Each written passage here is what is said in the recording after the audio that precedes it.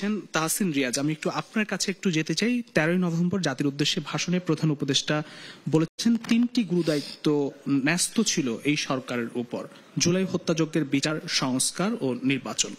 জুলাই হত্যাকাণ্ডের প্রথম বিচারের রায় পেলেন, সংস্কারের সুস্পষ্ট দিক নির্দেশনাও পেলেন, নির্বাচনের রোডম্যাপও পেয়েছেন। এই মুহূর্তে রাজনীতিতে আর কোনো সংকট দেখেন কিনা? জামাত সহ 8 দল এখনো 5 দফা দাবি নিয়ে কর্মসূচি অব্যাহত রেখেছে। বিশেষ করে গণভোট প্রধান উপদেষ্টা জাতির উদ্দেশ্যে ভাষণে গণভোটের বিষয়টি নির্বাচনের দিনই করার কথা বলেছেন। তারা সেই বিষয়টি পুনর্বিবেচনা করার আহ্বান জানিয়েছেন। কি বলবেন? আন্তরিকভাবে ধন্যবাদ জানাচ্ছি, এবং যারা আমাকে দেখছেন শুনছেন, বিশেষ করে আমি যে বিজ্ঞজনদের সাথে আজকে এই মঞ্চে উপবিষ্ট হয়েছি তাদেরকেও আন্তরিকভাবে ধন্যবাদ জানাচ্ছি। দেখুন, খুব সুনির্দিষ্ট প্রশ্ন। যে 3টি বিষয়ে আসলে আমরা দৃষ্টিপাত করছি, বিশেষ করে বিচার, সংস্কার এবং নির্বাচন, আসলে এটা একটু ট্রেডিশনাল ডিসকাশন হয়ে যায়। তারপর আমি যদি একটু এভাবে করে বলি, আপনি দেখবেন যে ঠিক 5 আগস্টের পর, আফটার দি রেভলিউশন, যখন নাগরিক কমিটি ফর্ম করে এবং তারপর নাগরিক পার্টি, আমরা কিন্তু এই 3টি সুনির্দিষ্ট দাবি নিয়েই আমরা কিন্তু আমাদের এই পুরো রাজনৈতিক কর্মকাণ্ডগুলো পরিচালনা করেছি।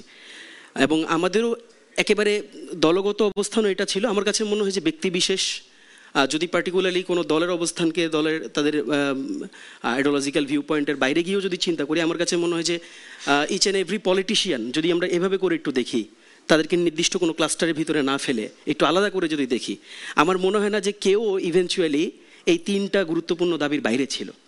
কাজেই আমরা যেই জায়গাটাতে আজকের দিনটাতে এসে আমরা যে জায়গাটাতে অবস্থান করছি, এটাতে বিচার কেন্দ্রিক যদি আমরা কথা বলি, তাহলে ডেফিনেটলি এটা একটা খুবই ভালো ডেভেলপমেন্ট।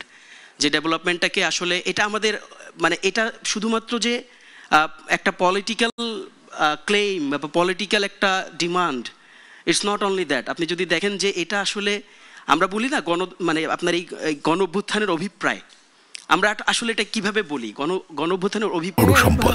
আমরা বিশ্বাস করি এই স্বপ্নগুলিতেই তৈরি হবে স্বপ্নের বাংলাদেশ।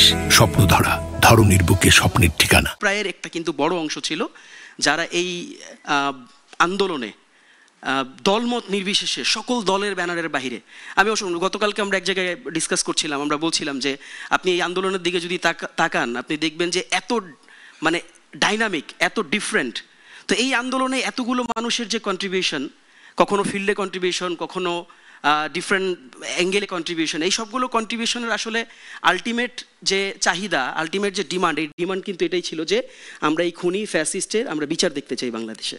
কাজেই এটা ঠিক এই পয়েন্টে এসে, এই পয়েন্টে দাঁড়িয়ে ডেফিনেটলি আমার মনে হয়েছে যে দলমত নির্বিশেষে সরকারকে এই ধন্যবাদটুকু দেয়াই যায় যে তারা তাদের আইন বিভাগ, তাদের বিচার বিভাগ এবং সামগ্রিকভাবে যে প্রক্রিয়া এই পুরো বিষয়টি এগিয়েছে, এই পুরো প্রক্রিয়াকেই সামনে আমার কাছে মনে হয় যে এটাকে আমরা অ্যাপ্রিসিয়েট করতেই পারি।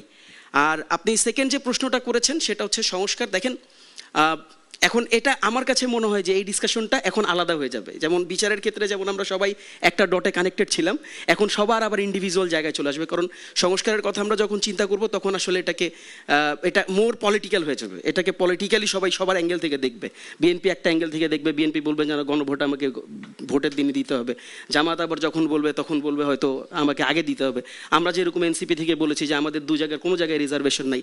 আবার আপনি দেখেন, আমরা যখন বিভিন্ন অ্যাঙ্গেলে যতগুলো অ্যাসপেক্টে সংস্কার কমিশন ডিসকাশনসগুলো রান করেছে, প্রত্যেকটা অ্যাসপেক্টে কিন্তু ডিফারেন্ট ডাইমেনশন ছিল, ডিফারেন্ট ভিউ পয়েন্ট ছিল, ডিফারেন্ট কন্ট্রিবিউশন ছিল। আপনি যদি ক্ষমতার ভারসাম্যের আলাপে যদি যান, আপনি যদি উচ্চকক্ষ নিম্নকক্ষ পিয়ার কী ধরনের হবে সেই প্রসেসে যদি যান, উচ্চকক্ষেও যদি পিয়ার হয়, সেই পিয়ারটা আবার বিএনপির মতামত ছিল একরকম, অন্যান্য পলিটিক্যাল পার্টির মতামত ছিল আবার আরেক রকম। কাজেই সংস্কারের প্রশ্নে আমার কাছে মনে হয়েছে যে আমরা আসলে আমরা অনেক এগিয়ে গিয়েছি। আমার কাছে মনে হচ্ছে যে the only thing now we need to focus is election.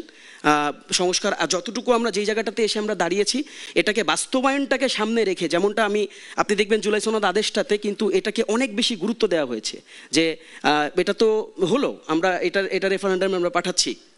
But পরবর্তীতে যে কনস্টিটিউন্ট পাওয়ারের যে কথাটা বলা হয়েছে, যে সেই পার্লামেন্টকে একটি গাঠনিক পাওয়ারে আসলেই উপবিষ্ট করা এবং তাদেরকে ওই রাইটটা দেওয়া, যদিও রেফারেন্ডামের মাধ্যমে এই রাইটটা ইনশিওর হবে, বাট তাদেরকে ওই স্পেসটা দেওয়া এবং তাদের কমিটমেন্টের যে রিফ্লেকশন, ওই রিফ্লেকশনটা যেন ডে ফার্স্ট থেকে পার্লামেন্টে আমরা দেখতে পাই, ওটা আসলে ইনশোর হওয়া জরুরি। এবং এটাও কিন্তু একটা গণঅভ্যুত্থানের পার্ট, খুবই গুরুত্বপূর্ণ একটা পার্ট। আমার কাছে মনে হয় যে এটা আমি আপনার মাধ্যমে এখানে যারা আছেন তাদেরকে সবাইকে সামনে রেখে আমরা এটা অ্যাপিল করতে চাই টু অল দি পিপল যারা এই গণঅভ্যুত্থানের অংশ ছিল, কোনো দলের ব্যানারে অংশ ছিল এরকম কিছু না, সবাইকে আমরা মানে এই আহ্বানটা জানাতে চাই যে যেই জায়গাটাতে অ্যাটলিস্ট অনেক ডিবেট ছিল, অনেক চাহিদা ছিল, অনেক আকাঙ্ক্ষা ছিল, অনেক ধরনের আপনার প্রপোজিশন ছিল, সব তো আর সবার পূরণ হবে না, একটা জায়গায় আমাদেরকে আসতেই হতো।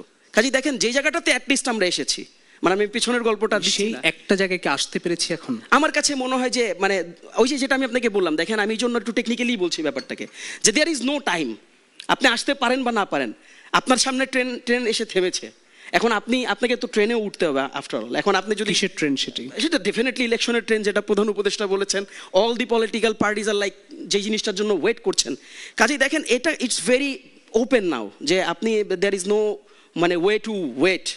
আপনি জামাতের প্রসঙ্গটাও এনেছেন, জামাত এখন 8 দল সহ তারা একটা আন্দোলন আছে। আমার কাছে মনে হচ্ছে আপনি জামাতের স্ট্র্যাটেজিক্যাল জায়গাগুলোতে দেখেন, আপনি জামাত যে ধরনের স্টেটমেন্ট জাস্ট যেদিন আদেশ হয়েছে সেই দিন যে ধরনের স্টেটমেন্ট করেছে, তার পলিটিক্যাল অ্যালাই যারা আছে তাদের সাথে মিটিংয়ের পর জাস্ট আফটার মিটিং যে ধরনের স্টেটমেন্ট করেছেন, আপনি দুপুরের স্টেটমেন্টে এক ধরনের রিজার্ভেশন দেখবেন, রাতের স্টেটমেন্টে এক ধরনের ওপেননেস দেখবেন। কাজেই এই জিনিসগুলো খুবই ডিফিকাল্ট, এই জিনিসগুলো খুবই technical. So what I personally want, মানে এটা যদি বলেন এটা পার্সোনাল ভিউ পয়েন্ট থেকেও বলতে পারি, এবং আমরাও কিন্তু দলগতভাবে আপনি দেখছেন যে আমরা নমিনেশন কার্যক্রম পরিচালনা করছি, আমাদের আজকে স্ক্রিনিং বোর্ড বসেছে, তারা যারা নমিনেশন কিনেছে তাদের প্রোফাইলগুলোকে স্ক্রিনিং করছে, আমরাও কিন্তু আসলে ওই ট্রেনে এখন ওই বগিতেই আমরা